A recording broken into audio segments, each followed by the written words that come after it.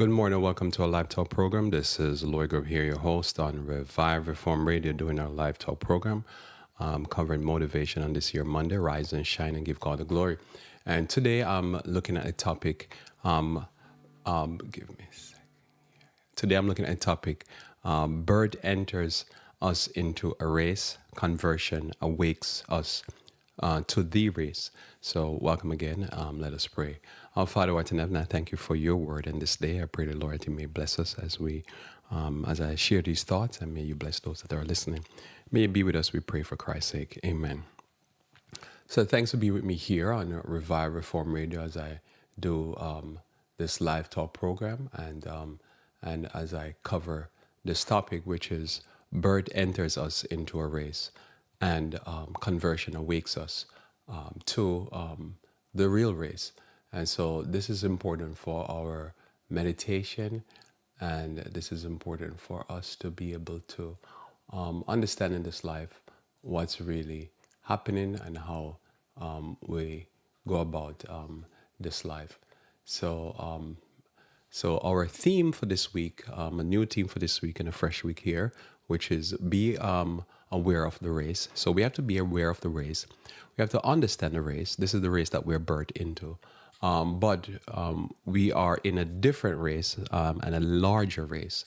And so there's the race that life and birth put us in, but there's the real race that we understand when we accept the word of the Lord. And we need to understand the real race and strive to be successful at this race, which is the race not only of life, but of salvation. So conversion, in other words, gives us an edge for both races. So when we become converted and we start to study the Bible, realize that what conversion does, it gives us an edge for both races so that we are in both races, but we strive to be in the true race, the race of it for eternal life. And so that's basically what is it that we're looking at here today. So our first text will begin is in Ephesians chapter 6, verse 11. So Ephesians 6 and verse 11 is our first text that we want to be able to view. So notice in Ephesians 6, verse 11, it says here, "Put on the whole armor of God, that you may be able to stand against the wiles of the devil. For we wrestle not against flesh and blood, but against principalities, against powers, against the rulers of the darkness of this world, against spiritual wickedness in high places. Wherefore take unto you the whole armor of God, that you may be able to stand in the evil day, and having done all, to stand." So here, Paul puts forward to us this narrative here that there is, so to speak, more going on in this life than what, as I say, would meet the eye. That there is, when we're born into the world, whether we choose to or not, we're entered into a race. And that race that we're entered into is what man think the race is. But when you come to the Bible, you start studying the Bible, you realize that there is that race still does exist. But there is a larger race. There's what we'll normally call spiritual race. And that there's a devil and that there's a God. And that's the race that the Bible put forward to us, that ultimately what man is doing is, you call it like a symptom of the race, but it's not real race. And that's part of the race. And you still have to learn that race. You have, because you're entered into it. You're forced to play that race. But at the end of the day, you have to be able to understand that you're in a bigger race and there's more going on. And everybody is in that race, whether or not they know it. So it's like one group of people enter everybody into a race. And then there is a race that has to do with what we understand as the plan of salvation or the great controversy. And we all are entered into both races.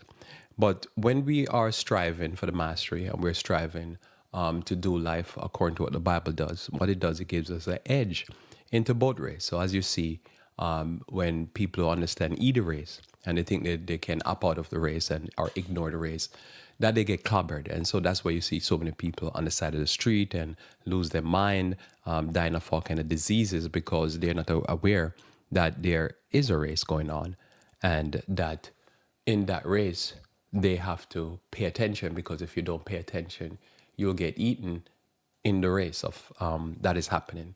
So this is what I want to peruse with you here this week. I want to be able to look at this concept here with you this week and demonstrate some thoughts and some things that are going on. So notice here again, I'll read verse 12. It says, "For we wrestle not against flesh and blood, but against principalities." So when you open the Bible, you not only realize that that's a thing that's going on, but you start to learn real quickly that there's people at high levels in society that are playing a game. And what it is, the Bible gives you insights into that game so you can be a part of that game. But ultimately, there's a game for their life also that is for my life also, both the life that we live here and for our future life, which our future outcome, which is hell or heaven. So we have a hell to shun and a heaven to gain. And both of those races are top team, are they're meshed in. But when you're in this life, it could seem like those that are in the principalities and the powers and the rulers of the darkness of this world, they themselves seem like they're going along life, and they don't know that also they're being played and their children are being played. And so this is part of what our understanding is from the Bible.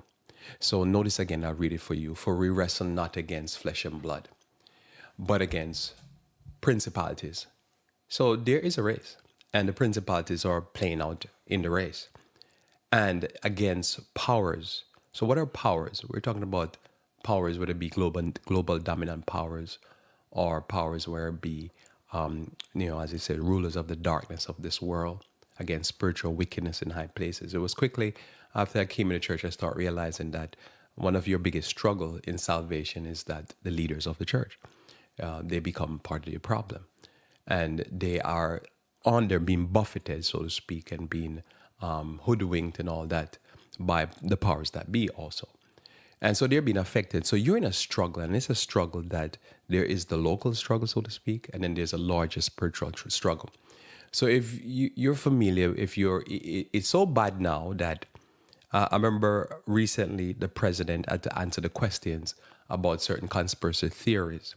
And I was thinking, when I was younger, there were people who be on the internet or through DVDs or stuff who put out conspiracy theories. And it was something marginalized in the backwaters of society. Now things are at a critical point that people are realizing something is wrong. And there are struggles going on to the point that it percolates all the way up to the president. That you're hearing all this type of stuff. And I think it's because of social media and stuff like that, that you can't really hide it. Major media could only ignore it for so long. But after a while, people are dying at so great rates that they think that some higher power is trying to kill them, And so every time there's a hurricane, there's a storm, they start to believe that says it must be the government that's doing this. So important for you to note that. So what we're talking about here is not some private conversation. This is something that's going on in our society that pastors and, leaders, in various different organizations has to address, because the accusation of who is running what, whether it be the multi-billionaires and they're against us and trying to work experiment to kill us. This is what happens. So what I'm saying here, obviously, if you have never heard that, I don't know if you've been in a wilderness for a while. So, but yet the Bible tells us this. So the Bible says, no, there is such a thing going on. There is spiritual wickedness in high places. There's people who, it seems like sometimes some of the craziest people end up becoming powerful people. And at the end of the day, there's dead bodies all around. If you look at the numbers of missing people in America every year, it baffles the mind that much people could go missing. Women and kids and men and women just go missing, disappear. And you say, what's going on? So these things are happening to a point where one has to look at the Bible. When you look at a text like this, you say, I wonder. But then there's people, they don't wonder. They just believe, no, this is what's happening. So I want to talk to you about this concept here. So there is a race, and ultimately, within humanity, they come up with this concept that there's some competition. Me and my neighbor, we have a competition. They make it seems. But ultimately, there's more going on.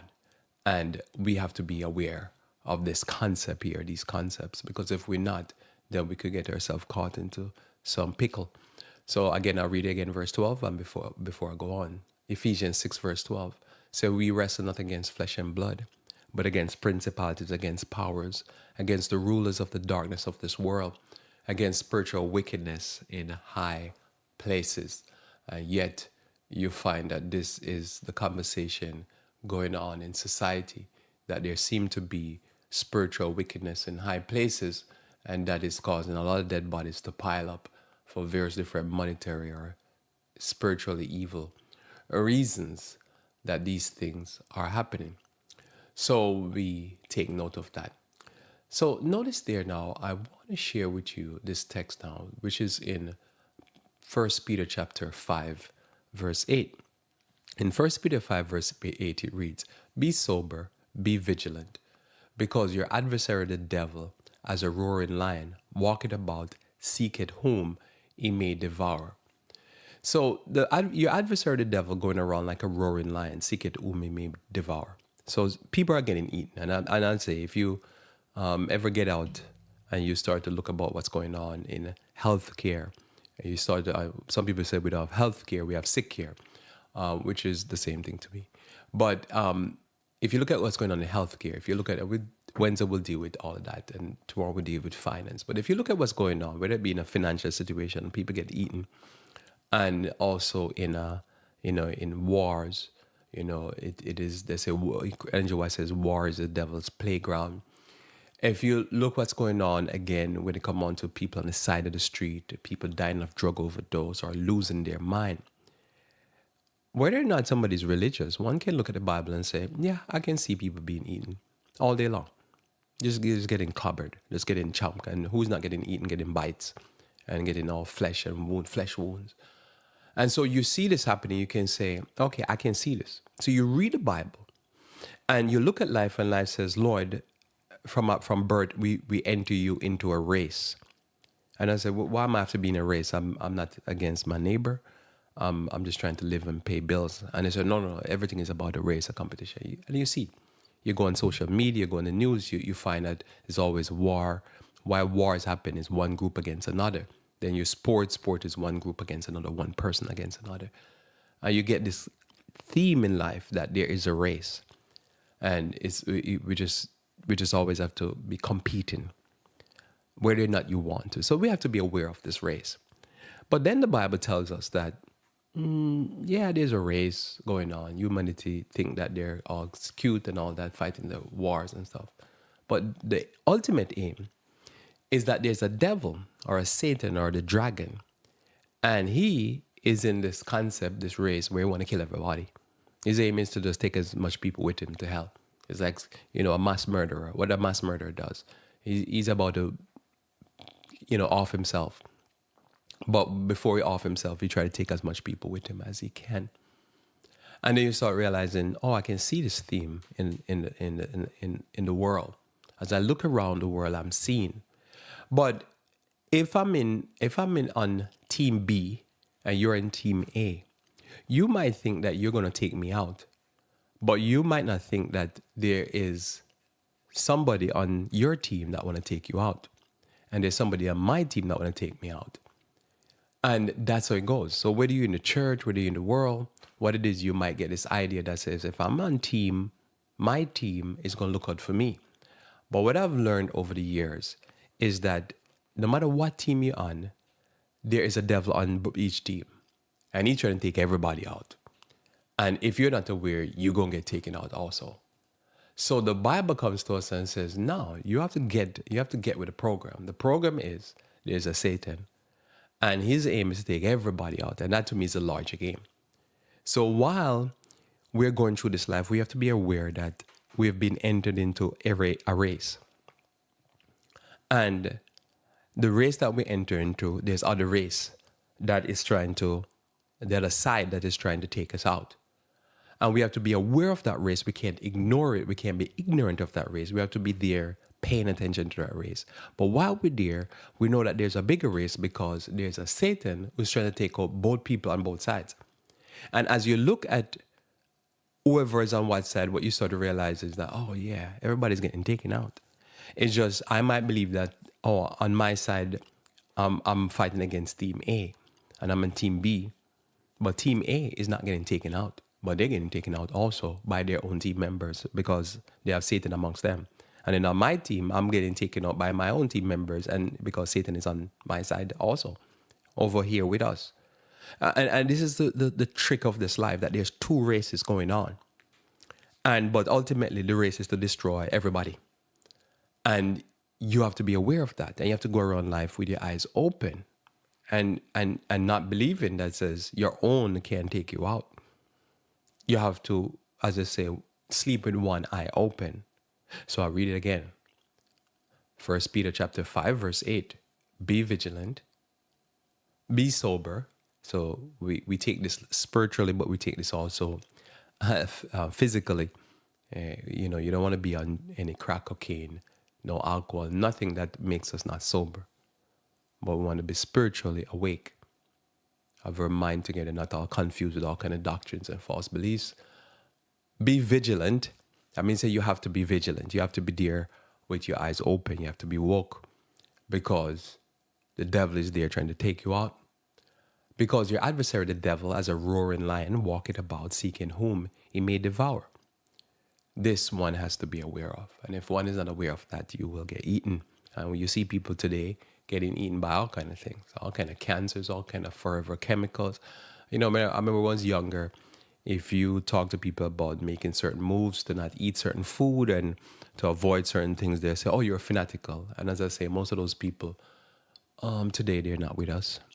Or if they're with us, they have all kind of debilitating diseases, because they believe too much. They believe that, they seem like they're not aware that there's a lot of bribery going on in all society.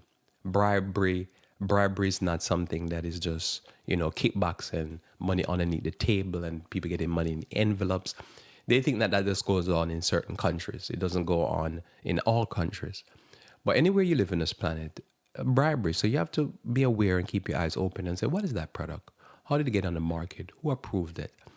And oftentimes you do that research, you'll be shocked that how that product got on the market, who approved it, is very nefarious. And they were taking kickbacks and taking money underneath the table and money in envelopes. And so you're there going around silly and thinking, if somebody say, listen, I'm not using that product, or I'm not buying that thing, or I'm not eating that food, oh no, and then you see they get eaten by Satan. And you say, wow, that's crazy. But they didn't understand the simple concept that the devil is there. The devil is not playing games with you because he think you're cute, or he think you belong to a certain elite group. Think about it. So most of the people that you see, a lot of people you see in a society that have all kind of disability with themselves or their kids, a lot of them, they're the richest people. They come from skians, families that are known, name and fame family, and they have all kind of diseases. And you would say, well, they're not supposed to have those diseases because they're the people that are in high places. And whether you're in high places or low places, the devil don't prejudice against who you want to kill and destroy. But I've come to realize in my mind that if a person come from a family, you think about some of the most famous families in America or in Europe or in Russia or anywhere you go in this life, anywhere in Africa, where they have some of the worst problems. And you say, but aren't they supposed to be the ones in high places in spiritual wickedness? And then it tells me the Bible is right. It proves it. Whether or not somebody can prove it 100%, I can prove it 99.99% that it is weird, the diseases that they come up with, but they're the one that own all these crazy chemicals, and they seem to lather themselves with it. Notice in Hebrews chapter 12, verse 1, Hebrews 12, verse 1. It said, wherefore, seeing we also are compassed about with so great a cloud of witness. So we have witness here. Whenever I'm reading the Bible, I'm looking at history, or I'm looking at our current. Wow, we have a great cloud of witness that at the end of the day, there is this concept that eat or be eaten. So we don't want to eat anybody. We're Christians, right? We're not in the form of a concept that said we want to destroy people. We're here to save lives, and we're here to live a different life because we're converted. But still, one have to realize when you're walking through life that says we live in a society that the dominant theory is that the survival of the fittest, that the strong destroys the weak. So when you live in that type of society, you can't ignore that, but you don't live by it. So then you have to be aware of it. As my theme is, you have to be aware of the race, understand the race. You can't ignore it. You have to be a master of it, understand how the race is run. And then now, as you do that, then what you have to do now is go right on ahead, and you have to now be able to run a different race. But while focusing on the race that said, listen, you're in an environment where it's eat or be eaten. It's the survival of the fittest. And if you're not in that type of mindset, I see people getting eaten all the time. And I'm thinking, are you eating all that crazy food? You know, how you listen to all that junk? You should be more discriminatory when it comes on to what you listen to. Oh, they're for us. And you really believe that? But there's people who believe this. Hebrews chapter 12, verse 1 onward. And it says here, wherefore, seeing we also are compassed about with so great a cloud of witness, let us lay aside every weight and the sin which doth so easily beset us, and let us run with patience the race that is set before us. So the Lord has set a race before us, and it's a master race, because what it is, people talk about this master race concept, but we enter into a master race. It's a master race from the master himself. And he gives us a different race. He shows the race that Satan is running against us. Then he tells us there's another race that we have to run. And that race is the larger, bigger race. So you still can't ignore what's going on around you, because you get eaten, right? But you have to become like a master of both races.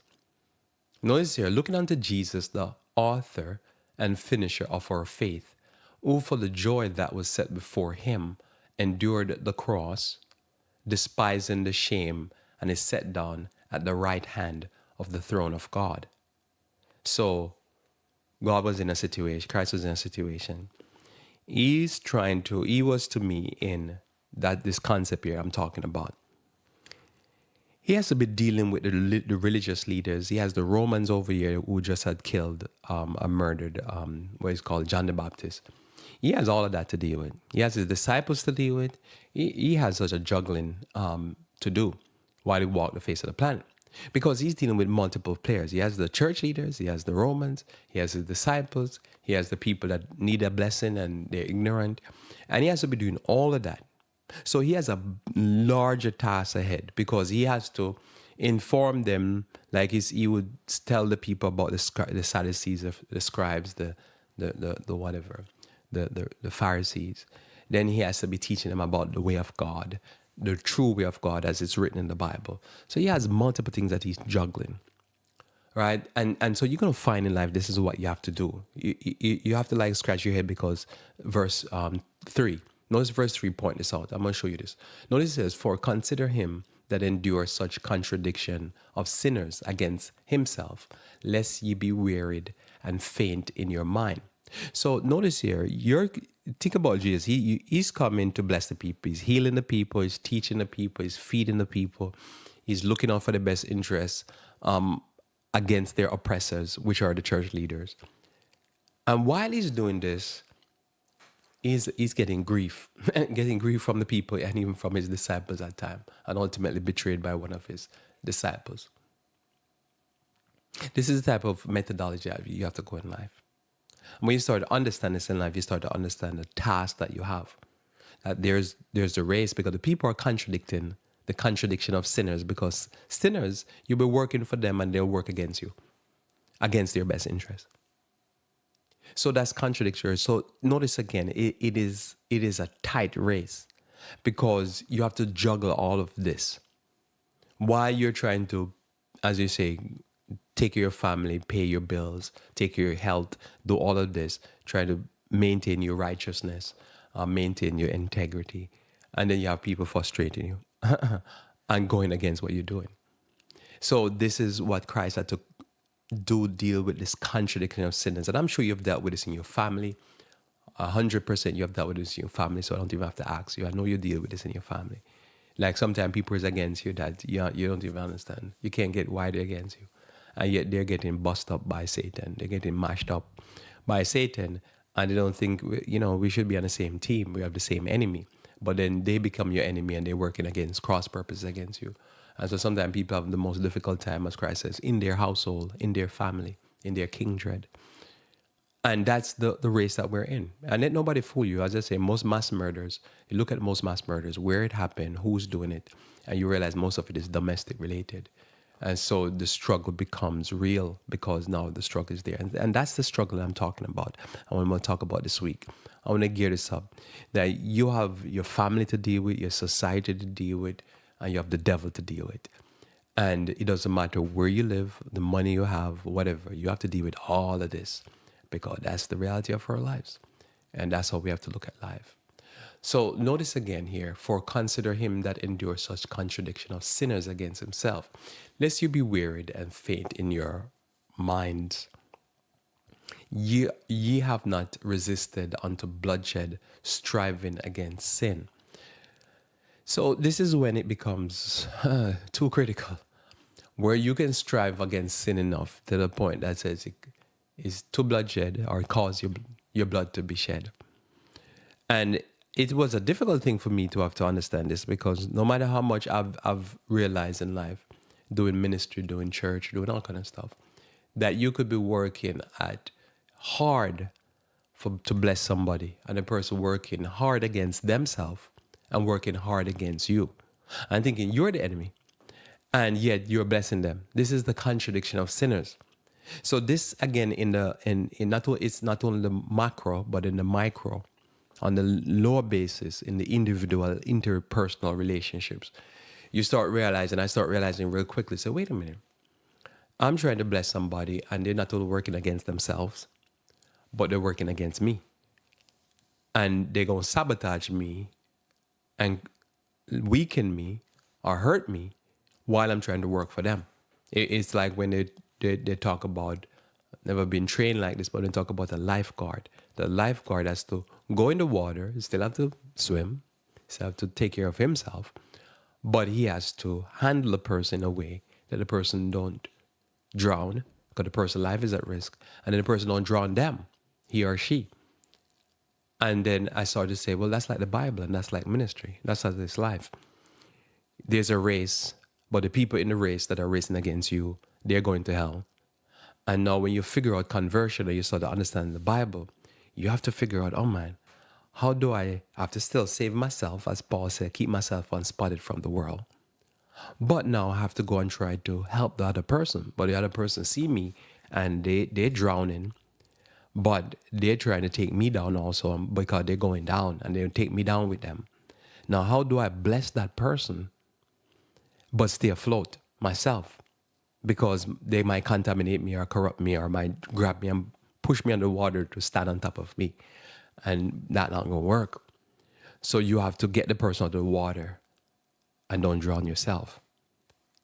And it could cause you bloodshed. As you say, you have not resisted sin unto bloodshed. So sinners are contradictory because they're going down and they'll take it with you.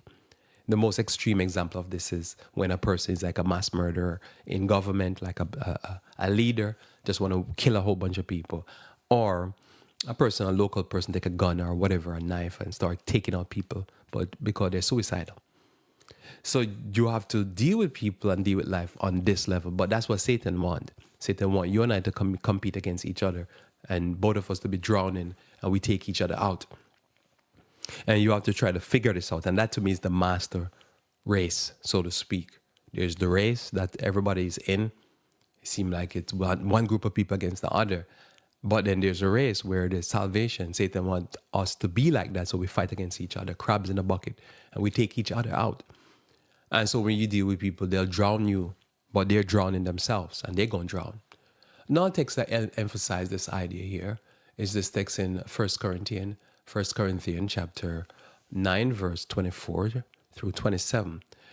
So notice he says here, know ye not that they which run in a race run all, but one receiveth the prize. So run that you may obtain. So we're in a race, whether or not you want to admit that or not. That's why I say you can't ignore the fact. But we're in a total different race than this regular society. So run that you may obtain. And every man that striveth for the mastery is temperate in all things. Now they do it to obtain a corruptible crown, but we an incorruptible. So we are in a master race, right? we're in a race that we have the larger race to run. And so he's saying, I say, a person doing any sport, he was using, we call it track. But there's field, there in our modern time, there's basketball, football, there's volleyball, there's all kind of race, tennis, golf, and a lot of races that have to do with something to do with a ball. We like a round object to throw it and kick it and, do all kind of stuff with it, hit it. So there's all these type of things that we do. And it's a race, right? And ultimately, he said they're trying to win a crown. They're trying to get crowned. But we are in a race, and we understand now that we have to be temperate. Temperate means self-control. We normally say, we have temperance because we trying to get there. And when we in this race, we have to say, okay, I have to be temperate in all things, but there's things I have to abstain from. There's things that are approved for use in food that's going to kill us all, disable us, give us mental problems, all kind of problems. And we have to have some self-control to resist those things. We have to be aware. We can't be ignorant of what's happening because we see people being eaten all the time, getting all kind of diseases because they're just swallowing whatever Satan put out there by the rulers of the darkness of this world, by spiritual wickedness in high places. And they're getting eaten now. We see them, all kind of mental problems. So we run, and we run with a higher sensibility because we understand there's a race, but there's a, what I say, master race. I'm using those words because those are the words that they use in society. So I'm using those words to describe what it is because it's both race. No, notice Paul here doing the same thing. What Paul does, he shows you a regular race, and then he shows you the spiritual race. That the spiritual race, it has certain concepts in it that are the same thing. So when people talk about the master race, well, we're in a master race. It has nothing to do with blood, it has to do with mental. Notice here, verse 26 says, I therefore so run, not as uncertainly. So you know what he's doing. So fight I, not as one that beateth the air. But I keep under my body and bring it into subjection, lest by any means, when I have preached to others, I myself should be a castaway. In other words, this is not some preaching that I'm doing here. This is me talking about not only what I understand intellectually, spiritually, all of that. This is the race that I'm in. It's a physical, it's a what you eat, how you think, it's how you live, how you handle your finance. We'll deal with that tomorrow, and so forth. So I'm telling you, this is the race I'm in, because what happened in the devil is, as a roaring lion will destroy you in any way, shape, or form along these lines. And you have to stay alive, because like how the song say, that's your intention. You want to stay alive. In Nehemiah chapter 4, verse 14. Now in Nehemiah chapter 4, verse 14, it brings to mind, again, this very important concept in Nehemiah chapter 4, verse 14. So in Nehemiah chapter 4, verse 14, notice it says here, okay, I don't know how to do it. Notice it says here, so this is a story now of Nehemiah. I'm trying to adjust something here, but this is a story of Nehemiah, right? And with Nehemiah's story, Nehemiah had to deal with this thing. So there was this story going, a story within a story. So when the children of Israel, via the Iranians, wanted to rebuild the Temple Mount, they were going to rebuild the Temple Mount, they had some local enemies that were spying on them and trying to stop what they're doing and try to threaten their lives and stuff, so forth. So Nehemiah now had to now figure out that Sanballat and Tobiah and the Sumerians, or people from Samaria, were against them and were trying to defeat their purpose. So they had made mistakes. So this is important, right, to note. When we're in this world, we're not perfect. We walked on a certain path. We made some mistakes. And thanks. We walked on a certain path and we made some mistakes. We are sinners, as they say, saved by grace. But we're trying to walk the narrow way. We're trying to, as I say, be in a race where we survive. So Nehemiah, the Israel had gone into sin. They had gotten taken captive. And because of their rebellion, God allowed this to happen. But now they come back, and now they still have the blessings of the Lord, but notice they have to use their head. So we have to use our head. And so notice we're not perfect. We're just striving for the mastery. And there's going to be people against us. And, part of why they're against us are we in the situation we're in because, we messed up, or I could say our foreparents messed up in this situation, like Nehemiah, and get us in this situation. But we're still in a race. Everybody's in a race. And you could listen to me and think, I'm not in a race. You're in a race. Whether or not you accept the fact you're in a race, somebody entered you in a race. And you have to just learn the race, but then you have another thing. So with Nehemiah, they had two races going on. They had their own personal struggles that they had to deal with, and they have to be trying to rebuild the city and reestablish what was lost. And we have the same thing in the church. Is the same thing. The church is messed up, and we have the same task there. But at the end of the day, we have an enemy that Satan is working with to try to thwart us. And we have to figure out both. And this is what I'm saying. There's two races that we have. So Nehemiah had a similar situation. He had two races. And he has to realize that they're there and I have to figure out how to deal with this. And I have to be praying to God to bless me. But I still have to use my head. So let me pick it up for you here. Nehemiah chapter 4, verse 14. And you see what I'm talking about here. And this is your task and my task. We all have the same task. And so we all have to deal with the same issue. Okay, I remember now. So we all have the same task and we have to deal with the same issue. And so if you don't deal with this, it's going to deal with you. So this is the reality. So notice here now, and I looked and rose up and said unto the nobles and to the rulers and to the rest of the people, be not afraid of them. Remember the Lord, which is great and terrible, and fight for your brethren. Notice, and fight for your brethren. So wait a minute, but the Lord's great and terrible. Why can't the Lord fight for us? The Lord fights the battles for us, but we have to be part of the work. This is the true Christianity, not what they're preaching in the church. They're destroying the church with this concept. Everybody that says them is being eaten. You never go and say, well, God is going to fight my battle, so I don't need to get up and get going. You got to pray for the Lord, believe the Lord is on your side, and then get up and get going and start using your head. We're in a serious battle here. Everything has to be on the line, So notice here, fight for your brethren, fight your sons and your daughters, your wives, and your house. This is what we have to do. We can't be, oh no, they're on my side. Nobody's on your side. You have to be on your side and you have to fight your battles and figure it out. People are too trusting in because they're on team B and team A. I don't trust nothing on team B and team A until they show themselves to be trustworthy. Notice it came to pass when our enemies heard what was known unto us, and God had brought their counsel to naught, that we return all of us to the wall, everyone unto his work. So did the Lord wrought a deliverance for them? Yes. Did they return to the work? Yes, they still have to do the work. The Lord is fighting your battles, but you still going to fight for yourself.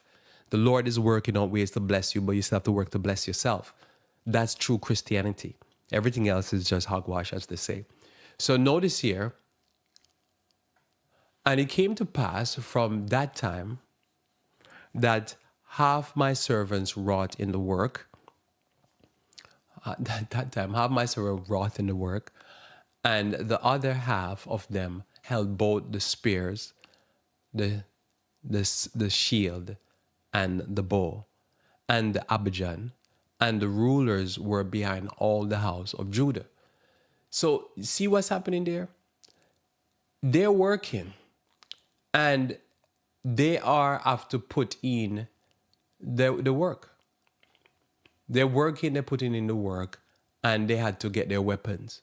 Notice here, verse 18. For the builders, everyone had his sword girded by his side, and so builded. And he that sounded the trumpet was with me. And so notice they have the weapon, and they have their ability to build. They have to be doing both things. In this life, this is your task, because you have enemies that Satan is working through, and you have yourself that you're trying to get a blessing. You're not perfect, so Satan will have accusation against you and say, look at them, they're no good. That's what that was coming with Sanballat. And you have to fend off that. People have to say, listen, they're going to eat you, and they might eat you, but your intention is not to get eaten.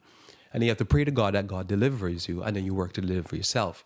So notice here, for the builders, the people building the wall, everyone had his sword girded So when we talk about spiritual, we have to have our sword girded. You can't get eaten. You know how many people I say, oh, they believe in this and they believe in that, this institution, that institution, and they get eaten. And I'm watching them, I'm thinking, y'all nuts. See, notice what I'm talking to you here is from years, decades of experience with this. And this is my conclusion, right? That I've seen this and people like, and then next they're screaming and they get eaten. And I'm thinking, man, that was foolish. But they were thinking you're taking, you're being like very careful and you're being very precision and, you don't want to take no chances. And they're thinking, why are you making all that effort? Next they're screaming and they're getting eaten. And I'm watching them and thinking, oh dear, they just got eaten, right? So you can't be like that. Don't get eaten. Don't follow silly people getting eaten. You have to be aware of what's happening, and you have to take care of your business.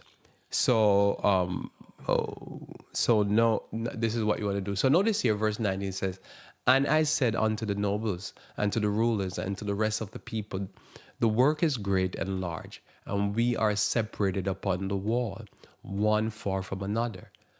In what place, therefore, you hear the sound of the trumpet, resort ye thither unto us. Our God shall fight for us." So, okay, this is where, one scripture, I've heard somebody say in the past that one scripture can destroy so much nonsense. This is where I'd want all these major theological departments that have taken up this concept of new theology, once saved, always saved. How do you answer this question? This text. This text says to us that he ends by saying, the Lord will fight for us.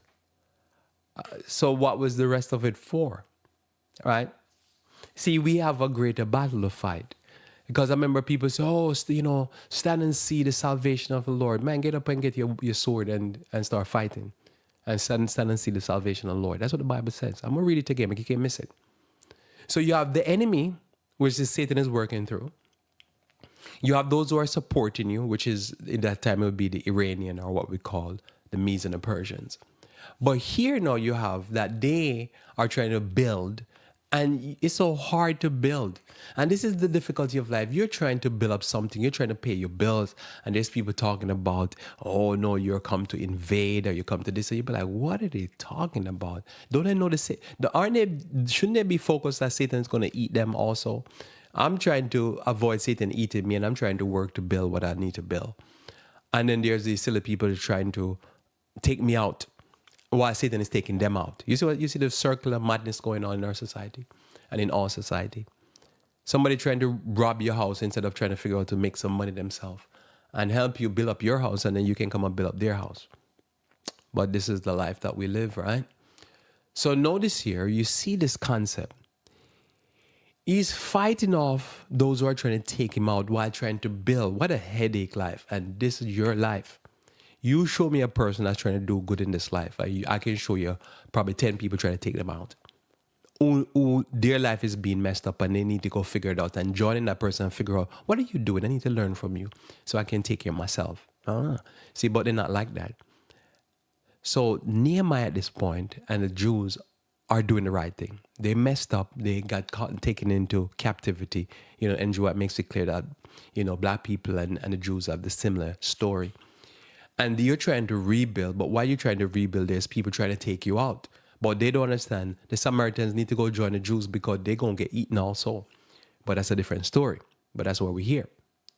So that's your task in this life.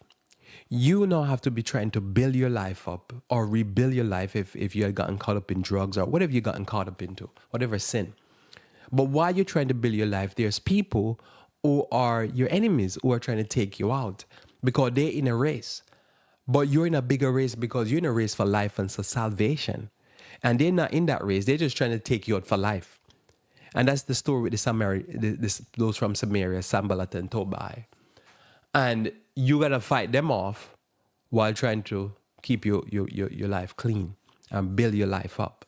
That's your task. You show me a person that doesn't accept this task, you show me a person that's a silly person. That's just going to get eaten. I'll read it again for you. And notice he says here, so he said to the nobles, we're far away because the wall is big. And, if they attack us in one location, we got to be able to have a plan ahead to fight. So come quickly to our rescue to help us, because the Lord will fight for us. I'll read it again for you, because I'm more than 90-something% of pastors, if I read this text to them, they'll be baffled. They'll be like, what are you talking about? It's all about grace, and God's going to fight our battles. I'm like, yeah, God going to fight your battle, but you have to fight too. See, that's why we're in a master race, or we're in a master class. This is a master class for most people. This is amazing. Notice here, in what place, therefore, you hear the sound of the trumpet, resort thither, or resort to that area unto us. Just come quickly. So I blow the trumpet, get over there fast as you can. Our God shall fight for us. Now somebody will say, Lloyd, I don't understand that. Why fight if God's going to fight for you? Well, God going to help you, right? So God help those who help themselves. You believe that? So you want God to fight your battle, but you're not fighting too? No, you fight with the Lord. But people, I can't understand that. Well, you can't understand. You go to work, right? There's other people working and you're working, right? You're going to work and they're going to work. That's all. And then everybody gets paid. What is hard to understand? You have a devil, and that Lord is against the devil, and you're supposed to be against him also. You can't say, Lord, I'm going to fight the battle and then go over there and join the devil. No, you got to say, listen, I'm going to protect myself from Satan, and I pray to God, and God will protect me from Satan. Amen. Notice here, Luke chapter 13, verse 23. Notice it says here now, in Luke it says, then said unto him, Lord, so to Jesus they're talking, Lord, are there few that be saved? And he said unto them, strive to enter in at the straight gate. So here Christ tell us, the Jesus we follow, and most of mainline Christianity follow. Notice the areas in a society that is mostly always with this one save, always save, and God going to fight your battle and stuff like that, are the poorest area in the country. And the areas that the churches that have been taken over, the pastors' minds have been infected by a major institution to teach this concept of laziness. I call it lazy person religion. That you do nothing, you just pray. Or the churches that are emptied out of people believe that, and they can't hardly find pastors to pastors the church, because if you're a pastor, you believe that. So you're going to leave the church. What's the point of religion? Because you're praying and God not saving you, because you're not saving yourself. God help those who help themselves. But there's major institutions can't get this. It's a very difficult concept for them to understand. And notice the part of the society, just think about this, right? The part of our society that constantly talk about people are against them and plotting against them and conspiring against them, or the part of the society that is difficult for them to understand. Listen, you got to take care of yourself. You got to walk. You got to be woke. You be awake that say people want to eat you. And they say, no, they won't eat me. And then they say, oh, no, they eat me. It's like delusional thinking. Listen, you have to be awake. You have to strive. You have to put out some energy. God bless us in the works of our hand. That just understand that. While you're working, God will bless you. While you're going, while on the way, God bless you. But you have to be on your way. You have to be about your Father's business. So Christ's answer, strive to enter in at the straight gate, because it's straight, right? Because Satan's gate is broad. For many, I say unto you, will seek to enter in, and shall not be able to, because it's straight. People don't like straight preaching. They like mamby-pamby stuff, tell them all kind of fairy tales. When once the master of the house is risen, and I shut to the doors, and ye begin to stand without, and to knock at the door, saying, Lord, Lord, open unto us. And he shall answer and say unto you, I know you not, whence you are you from? So we want to be able to enter in the straight. We want to walk straight and talk straight and be straight, because we want to enter into the straight gate. You have to strive. You have to put out some energy, because remember, your enemy is against you. Sometimes your family is against you. Satan is against you. The race is against you, because you're entering into a race. Somebody say, I'm not in a race. Yes, you're in a race. Whether or not you accept it, they tell you what kind of race. What race you belong to? There's not a race. They tell you there's a race. You see, sometimes life is so obvious, but people can't get it. If you get up and they tell you, so they say, what race you are? Or they tell you, you don't even get to decide what race you belong to. They just tell you, you're in a race. And you'll be like, I'm not racing against nobody. And then you start to say, oh no, it doesn't matter. it's whether or not you Ask yourself the question, are you in a race? Next thing you look at the mirror, look at it and say, am I in a race? I'd be like, yeah, they're going to eat you because you're in a race. Whether or not you accept it or not, you're in a race because somebody put you in a race. And you might be kicking and screaming and saying, I don't want to be in a race. You're in a race.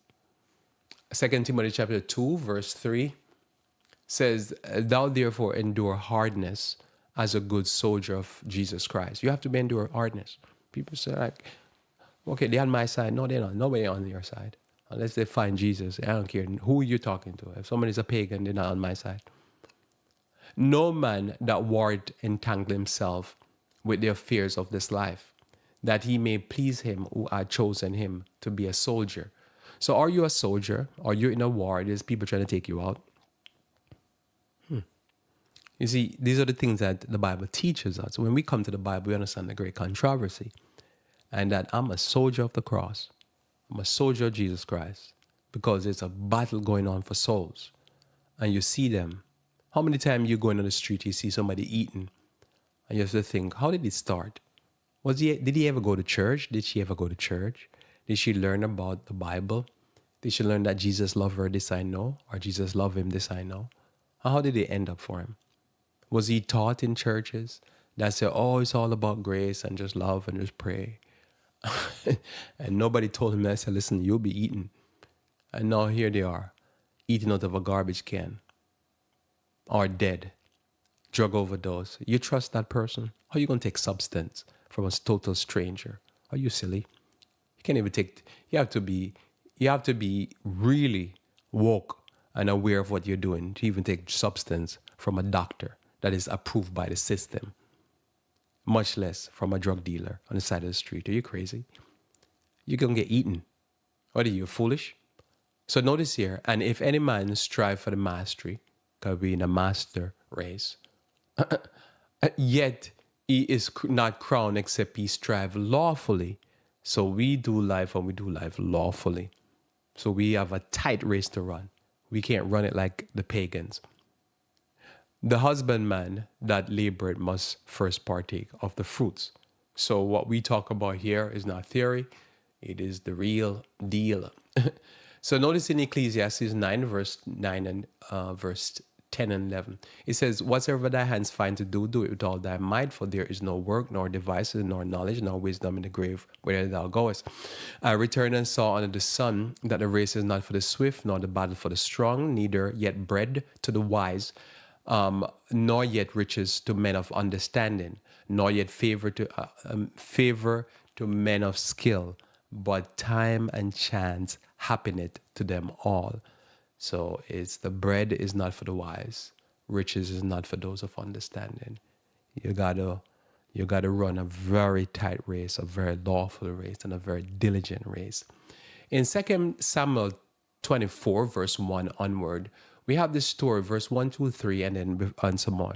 We have this story of David. Now, David had done this thing where he numbered Israel. And after he numbered Israel, the Lord said, I'm going to punish you for doing that. You know, you're not supposed to do that. That's a prideful act. I don't like pride.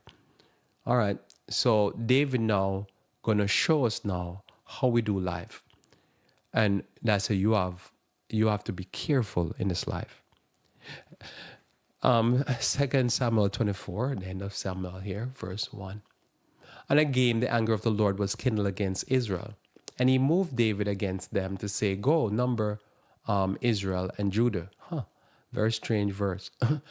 For the king said to Joab, the captain of the host, which was with him, go now through all the tribes of Israel, from Dan to Beersheba, and number the people. Notice Dan was mentioned. All the people, that I may know the number of the people. And Joab said unto the king, now the Lord thy God add unto the people how many sower than they, 100-fold, and that the eyes of my king, my lord the king, may see it. But why doth the Lord the king delight in this thing? So Joab protested and said, you don't need to number the people, because it was a forbidden thing for you to number the children of Israel. Because who knows who is God's?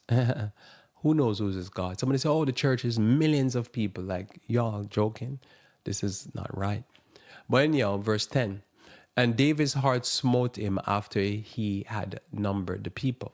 And David said unto the Lord, I have sinned greatly in that I have done, And now I beseech thee, O Lord, take away the iniquity of thy servant, for I have done very foolishly.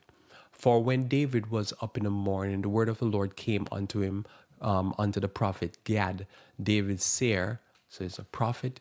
Go and say unto David, thus says the Lord, I offer thee three things. Choose one of them, that I may do it unto you. So Gad came to David and told him, it's going to be a famine, it's going to be a pestilence, or it's going to be you're going to run 3 months from your enemies. For the sake of time, I have to summarize. So David chose the pestilence. And the Lord sent pestilence upon Israel because David says, better to fall into the hands of the Lord because the Lord is merciful. After the Lord destroyed 70,000 of the tribe of Dan, which it seemed was most rebellious amongst the children of Israel and got punished, then David prayed to God because God wanted to strike also Jerusalem.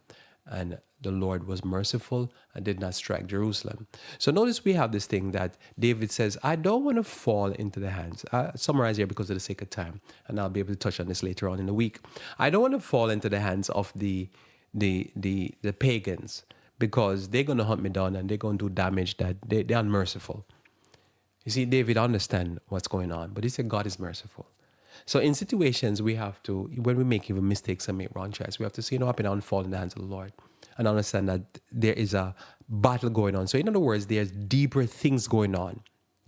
Sometimes you see plagues and pestilence and hurricanes and tornadoes and stuff like that. You have to understand, there's a deeper issue going on. David make a mistake or a bad choice, and there's some beatdown coming. There's a bigger fight going on. There's what we call the great controversy and spiritual battles going on.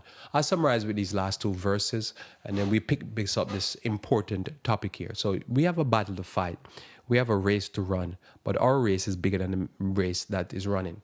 We have to run the race that they're running because we have no choice. They enter us into a race. But we also have the race that the Lord has set before us. And we have to do both, similar to everybody. Nehemiah and all of them had to run two races. Christ had to run two races. We have two races to run. We have a more technical situation in our hands. Psalms 124, verse 1 to the end, 8 verses here. Let's bless ourselves here. And says, a song of degree of David.